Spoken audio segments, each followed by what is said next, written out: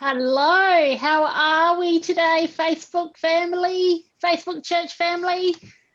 Hope you're all doing great.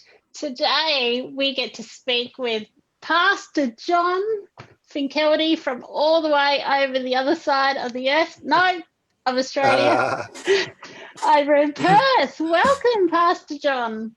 Karen, great to be here. We have closed the border, but we can cross it digitally. Oh, that's the main thing, isn't it? That's right. Totally.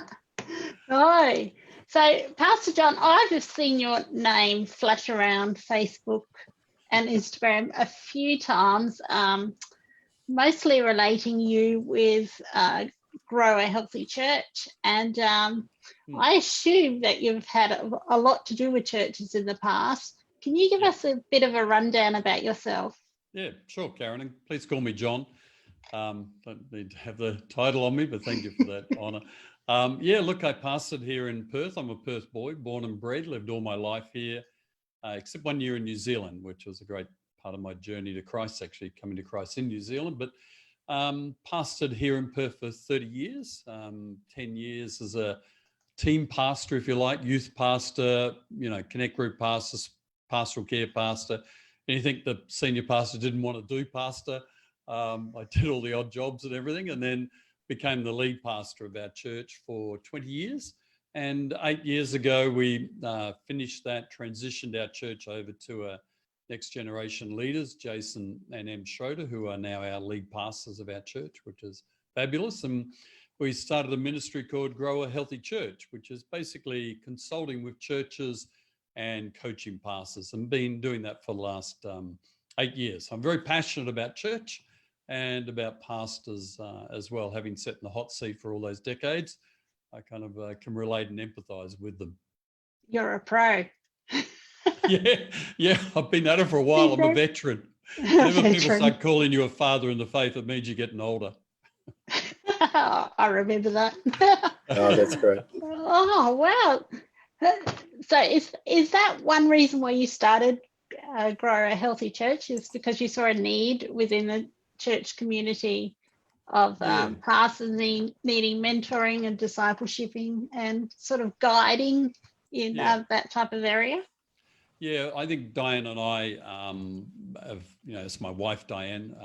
We're married 42 years this year. Wow. Which is fabulous. But we've probably, one of our big passions over the decades in serving the Lord has been to see people find their niche, their calling, their gift, their particular place, and see them flourish in that. That's probably been one of our greatest joys over the decades of pastoring, is helping people wend their way into who they are and what they should be doing, serving the Lord. So I think we always felt like if we could finish pastoring young enough with enough energy, we'd like to go on to some sort of, we didn't know what it would be, training, coaching, mentoring, I don't know. We just thought we wanted to do something else. And so I think the current spot we're in the last 8 years of mentoring, coaching, consulting with churches, training leaders is really our sweet spot. We're probably in our sweetest spot, if you like, of all our ministry life. It's like a convergence of all the years to take our experience, our learning, our skill set, and come alongside churches and help them do better in all that they're doing.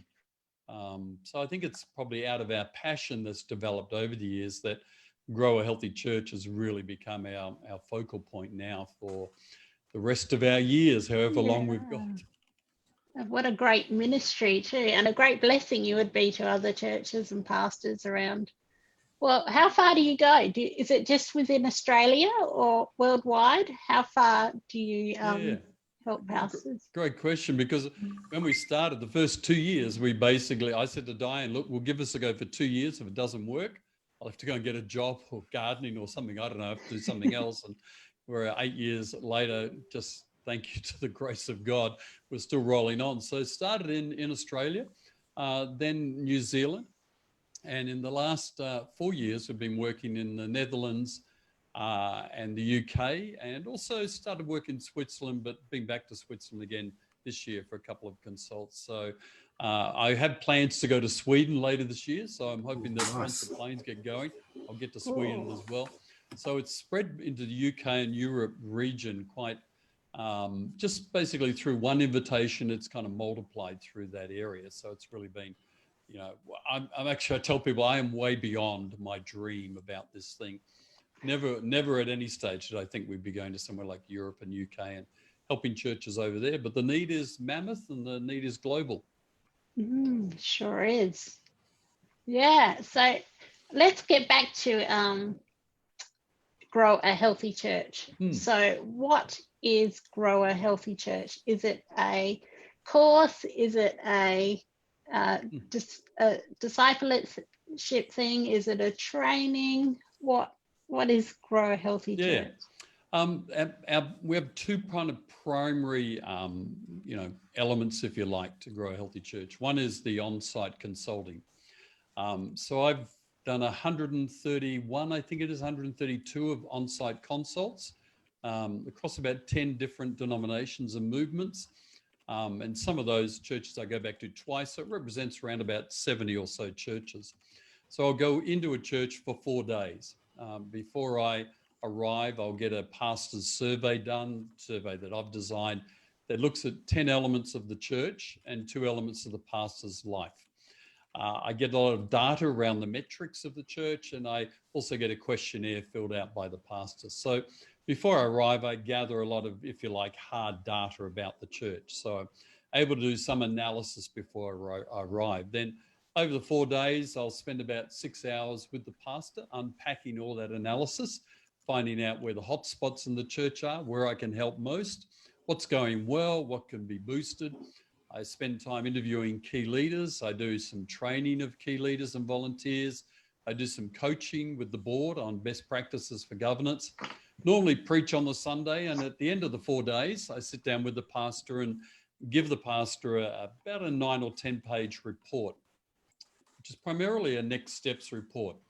And it takes things that I've analysed around the 10 elements of the church, which go from discipleship to Sunday service, to volunteering, to visitors. I try and remember all these: evangelism, metrics, finances, all different areas. And I give the pastor a next steps report that primarily does 2 things. One is designed to give the pastor and the leadership of the church a fresh boost of hope. I never want to leave with a pastor feeling worse. I want to give them a lift in their spirit and their heart. And secondly, I want to give them real clarity about their next steps and even a timeline over the next 12 months. And once I leave, I then start coaching the pastor for 12 months and help them implement all that I've recommended over the next 12 months. So the consulting is the main thing I do. The second thing I do is a hub resources. It's a one-stop resource center for pastors and church leaders where you can join. It's a membership site. You join $15 US a month. First month is totally free, so you can get in there, download everything, and skedaddle, take off, enjoy it all, whatever. But that has dozens of various resources in video, audio, and in PDFs that basically center around those 12 elements that I do consulting on. So it's really a resource center for pastors and church leaders to jump into and get all their goodies, which I download into this. So it's the hub and the consulting is the main thing that I do. So what would be the typical kind of person to jump into that program or into those areas? Yeah, look, it's a wide range, Chris. It's churches from 30 people to 1,000 people in terms of size. The majority of the churches are under 500, which all churches around the globe, the huge majority are under 500. So, and those churches can be in a state of from chaos to really healthy. So they can be extremely dysfunctional, broken, things just aren't happening.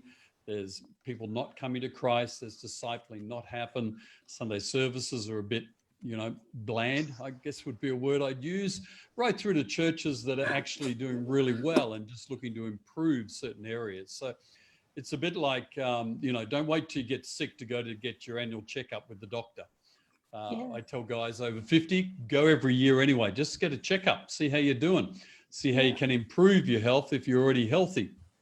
Maybe there's something inside you or a part of your health that you don't realize isn't that well, but a doctor will be able to find it and say, hey, shift this around in your diet or your exercise and you'll be able to improve your health. So I find a wide range of churches. Got many fascinating stories, but can't publish the book until I die. Okay. Nice. So at the moment, what are some of the top things that people are discussing with you about pivoting church during this time? Wow, that's a mammoth question. Or just one or two. Really good question. I think the whole how do you get online and get engagement online is probably, I would say, one of the top 3 challenges at the moment. So it's not just about views. First week or two, people say, I got so many views. And I said, well, I don't think that matters well, it does matter, but engagement is the whole deal. So how do you get engagement? Not just on Sunday, but through the week. And pastors are scrambling. No one is cruising. Everyone is scrambling with a fair degree of feeling frazzled at the moment of trying to work out how do I get engagement. And we'll work that out over the next few months. I think pastors will wend their way into a place of good engagement. I think secondly, how do you actually care for people when you can't visit them? How do you actually measure health in your church? How do you measure the health spiritually of someone when all you've got, not all you've got, but what you've got primarily is Zoom and phone calls and texts? It's so hard. So I've actually got a good friend of mine. She's a doctor of psychology. I've actually got her working on qualitative measures of how do you measure qualitative things in a good way? Because the quantitative metrics are basically out the window. How many people baptized, serving, small groups, they're pretty well gone to a great degree in this season. So learning qualitative measures. So I think that pastoral care and checking on health. And then I think what will come in the next 5 or 6 weeks, once we get past this scramble, and I think pastors will settle into a new normal in the next couple of weeks, next few weeks, I'd say by the end of April, is that pastors start to think, how do we actually reach people who are not in our church? I think that's the next move, isn't it? I think it is. I think it's a few weeks away. I'm telling pastors, focus on your flock. That's enough work at the moment. The community, they'll connect in somehow, somewhere. Put your stuff out there, but I wouldn't focus there at the moment personally. I think there's far too much to do just with the flock you've got, rather than stressing about, gee, how am I going to reach everybody who needs Jesus now? I'd be leaving that for another month or so, to be honest. We got an email and some messages yesterday from the state government here in Victoria. They've closed the whole term down, so all the school kids are going to be at home for the whole term. So you're hearing all the mums and carers just go, oh no, another 9 weeks of this. I want a relief teacher. Oh mate, so and I mean we've been sent the whole curriculum by our school, and they're like, just in case you can't do online, here's everything. It's like, and my wife looked at it and just went, how are we going to do that? We're going to work, we're going to do this, we're going to do that. So now we're going to homeschool as well. So crazy. So it's this whole pastoral care thing and just making sure people are even coping with the kids at home and the changing routine and just their mental health. They've not been able to go for a drive even.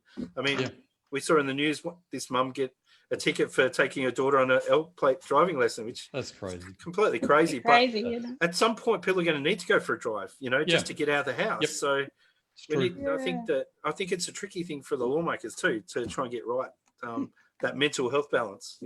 And then we bring that into church. You've also got pastors who are doing the caring, and also they're going through their own emotional challenges and mental health challenges. I mean, they're frazzled and scrambling. I'm talking to pastors pretty well most days of the week, Monday to Friday. I'm having weekends off because I'm not pastoring church. I don't have to go online. I just sit down Sunday. I'm unplugging.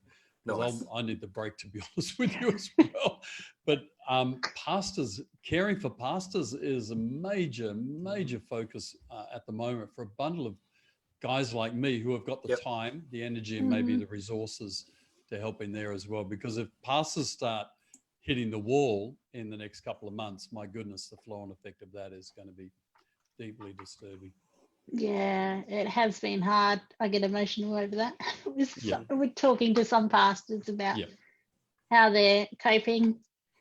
But now do you think is a good time for pastors to sit down and review their churches and kind of sit down and think, hey, I've got to bit extra time now, can I get in contact with you, John, and just, go through a bit about our church and how healthy it is? Because it wouldn't surprise me if you see things that pastors don't see in their own church, and you do open a lot of eyes and put new ideas in, which would really encourage and spur pastors on. And I suppose at this time now, giving them those ideas and encouragement would give them something to look forward to at the end of this season that we're all going through. Yeah, you're right, Karen. I think the beauty of a consultant, if I can put it this way, is the fresh eyes, that you bring fresh eyes to a situation. And because I've now done 130 plus of these consults, a lot of consults I go into actually pick up ideas that I then roll on into my kind of toolkit bag for future consults. So I'm kind of learning things all the time, because pastors are practitioners. They're on the front line, and so I'm learning from them as I go through as well.